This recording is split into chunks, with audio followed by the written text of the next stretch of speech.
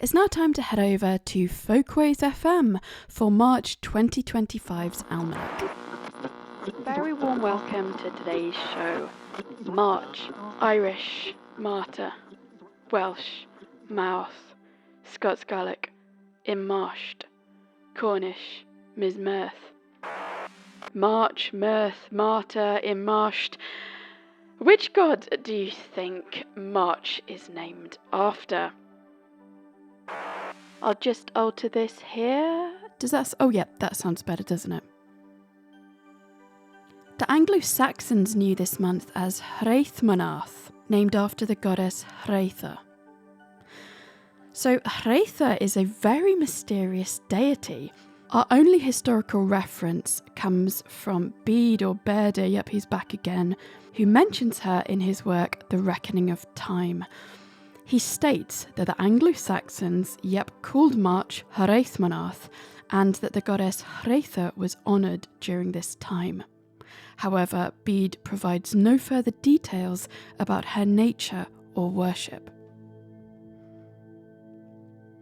So let's think about her name.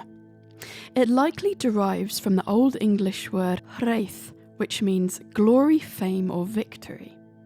This suggests that Hrēða, may have been a goddess associated with triumph or success. But we can also think about this time of year itself, the transition from winter to spring with March's spring equinox. This being Hrēða's month, she may have been seen as linked to this cycle, and her name, glory, fame, or victory, being tied to the waxing power of the sun. Of course, this is purely speculative, but with nothing else to go on, it seemed wise to start with the root of her name and also consideration of the time period she's celebrated within. As Christianity spread, the names and stories of many local deities were lost. Hrēða's association with March looks like, as we saw from Bede, that it was part of a now lost Anglo-Saxon religious festival, which was later replaced by Christian observances such as Lent and then Easter.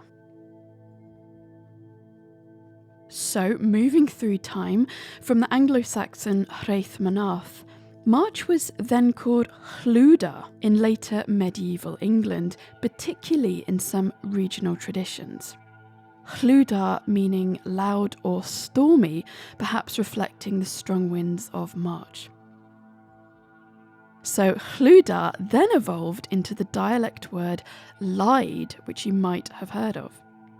So several Old English customs and traditions were associated with Lide, particularly in Cornwall and southwestern England, where the term remained in use the longest. These customs reflected the seasonal transition from winter to spring and often included weather lore, agricultural practices, and folk superstitions. It was said that if March comes in like a lion, it will go out like a lamb, meaning that stormy weather at the beginning of Lide would give way to calm conditions by the end of the month.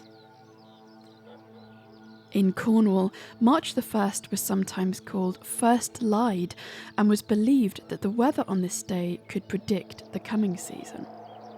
Strong winds in early March were often called Lide blasts or Lide winds, and they were thought to clear away the last remnants of winter.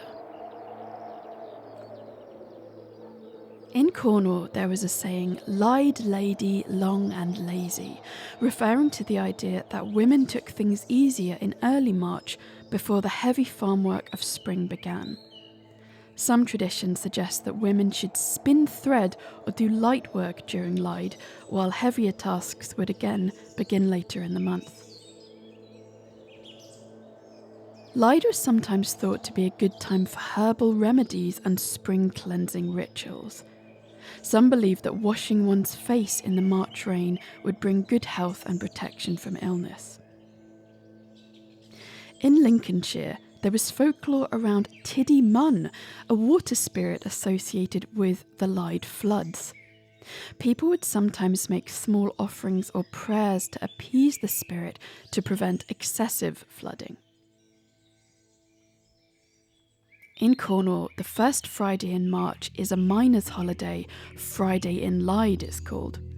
It is marked by a comic custom of sending a young man on the highest bound or hillock of the works and allowing him to sleep there as long as he can.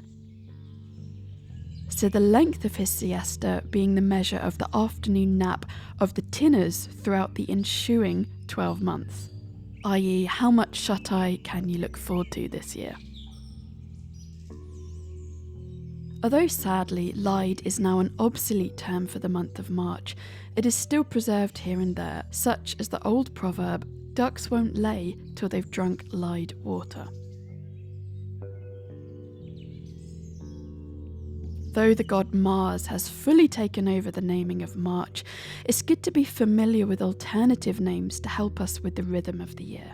This month I bring you the golden goddess Hrēða and the changeable, blustery spring winds of Lide for your consideration.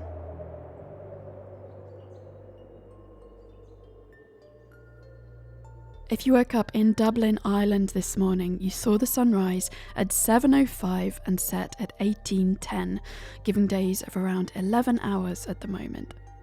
Dundee, Scotland, sunrise 6:55 and set 17:50.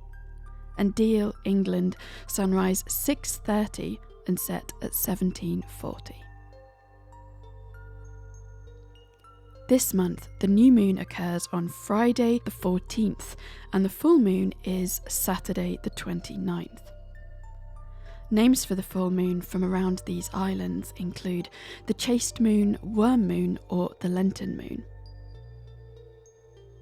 As March transitions into spring, the winter constellations like Orion and Canis Major begin to set earlier, and the spring constellations like Leo and Virgo begin to rise, providing a beautiful variety of stars and shapes to explore in the night sky.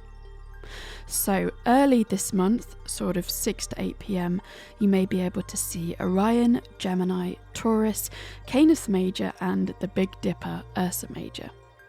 And later at night, 9 p.m-ish onwards, you may see Leo, Virgo, Cancer, Pegasus, Andromeda and Auriga.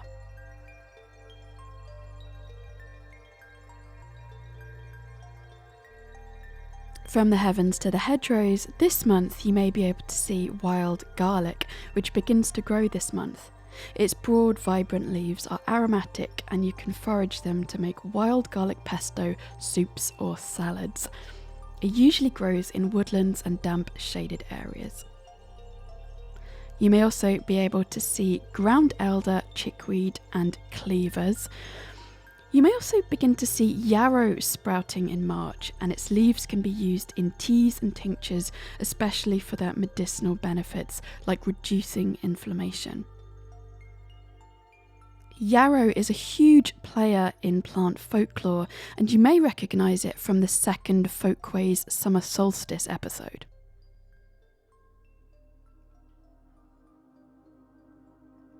Today's place of the month is a really interesting one. I feel like I say that all the time. So the Curlew Mountains, located in County Roscommon, Ireland, between the towns of Boyle and Castle Baldwin, are not only known for their dramatic landscapes and natural beauty, but also for their deep-rooted folklore, historical significance, and a very mysterious, more modern-day phenomena. Let me explain. The Curlew Mountains have long been associated with Ireland's mythological past, particularly with the Tuatha De Danann, the ancient race of gods and supernatural beings in Irish mythology. According to legend, the Tuatha De Danann arrived from the mystical land of Tir na Nog, and it is said they made an early landing in Roscommon, specifically on the slopes of the Curlew Mountains.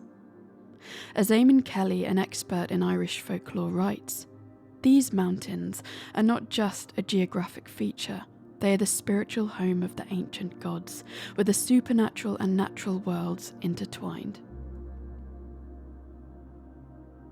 Boyle, a small town nestled in the shadow of the Curlew Mountains, has some interesting connections with both Irish history and folklore.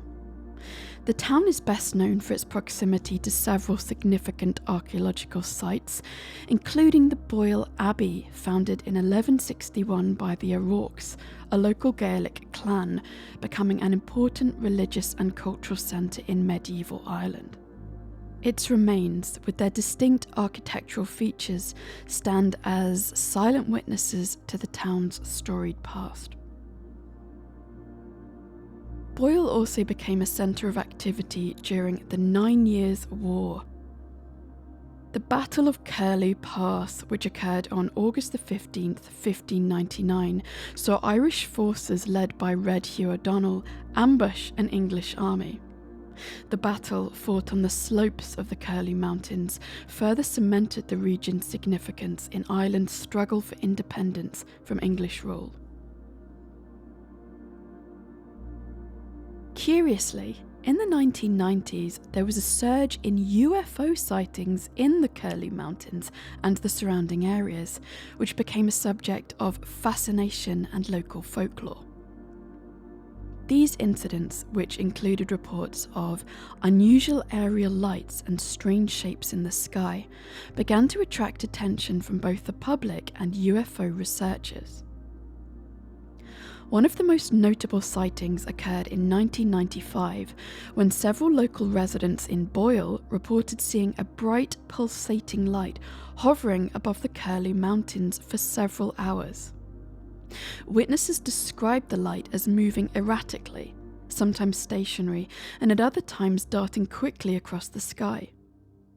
A local man, Peter O'Malley, who was one of the first to report a sighting, recalled, "It was unlike anything I've ever seen before.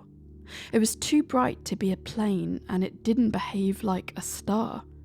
It just hovered, then shot off in a flash."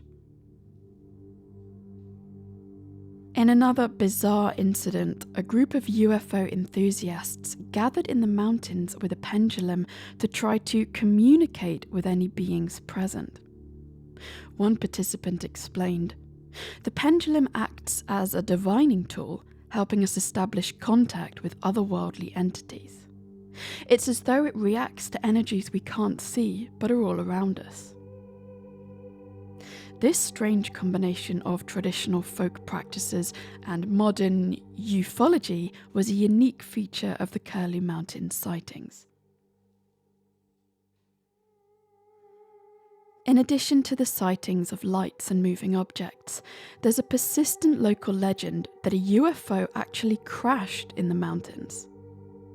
Some investigators began to visit the area, searching for evidence of extraterrestrial activity. In particular, a UFO research group from the Irish UFO Research Centre reported that they'd received several phone calls from locals claiming to have seen a UFO crash in the region. These claims, while not substantiated, fueled speculation and helped the legend gain momentum. The crash site is supposedly hidden in the remote hills, and those who have ventured into the area to search for it have reported strange phenomena, including unusual sounds and electromagnetic disturbances. A journalist covering UFO phenomena in the region described the scene. "The land is remote, eerie even. Some of the locals believe that something happened here, a crash, a landing, that the authorities have never disclosed. It's part of the mythology now."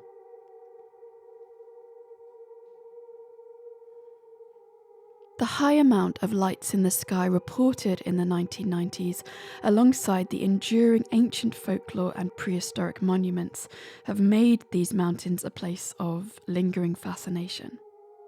As local historian Sean O'Sullivan writes, "The Curlew Mountains are a place where time seems to collapse. You can feel the weight of history on your shoulders, yet look up, and then see something strange in the sky."